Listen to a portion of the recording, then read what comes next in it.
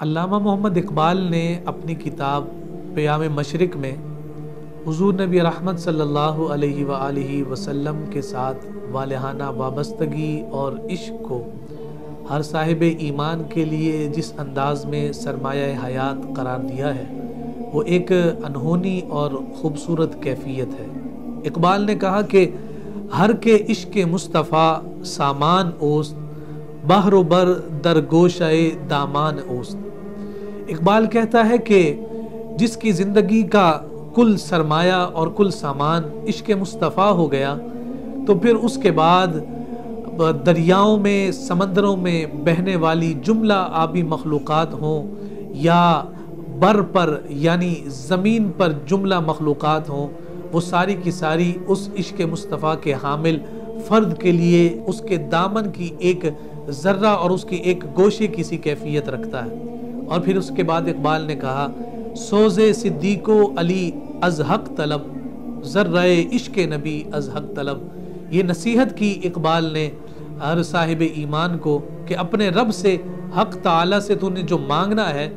وہ مانگنا جناب صدیق اکبر اور جناب سیدنا علی المرتضیٰ رضی اللہ تعالی عنہما کا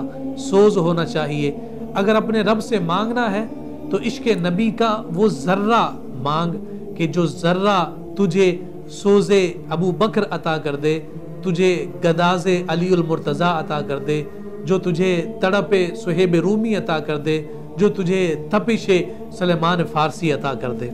پھر اس کے بعد اقبال نے اس ایسی حقیقت کی جانب اشارہ کیا اور امت مسلمہ کی بقا کا جو راز ہے اس سے جب پردہ ہٹایا تو اقبال کہتا ہے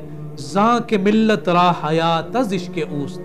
کہ یہ جان لینا چاہیے کہ ملت کی بقا، ملت کی حیات اور ملت کی جو زندگی ہے وہ صرف اور صرف ایک چیز میں پنہا ہے اور وہ چیز عشق محمد مصطفیٰ صلی اللہ علیہ وآلہ وسلم ہے۔ اور ساتھ کہا برگ و ساز کائنات از عشق اوست، اور پھر اس سے بھی بڑھ کر اقبال نے کہا کہ اس کائنات کا سارا ساز و سامان جو کچھ بھی اس کائنات میں ہمیں نظر آ رہا ہے اس کی اصل، اس کی اساس اور اس کی بنیاد صرف ایک چیز ہے جس کا نام عشق محمد مصطفیٰ صلی اللہ علیہ وآلہ وسلم ہے۔ اور حضور علیہ الصلوۃ والسلام سے اسی والہانہ وابستگی کی کیفیت کو ہی عشق مصطفیٰ کا نام دیا گیا ہے۔ اسی لیے اقبال نے کہا تھا کہ قوت عشق سے ہر پست کو بالا کر دے،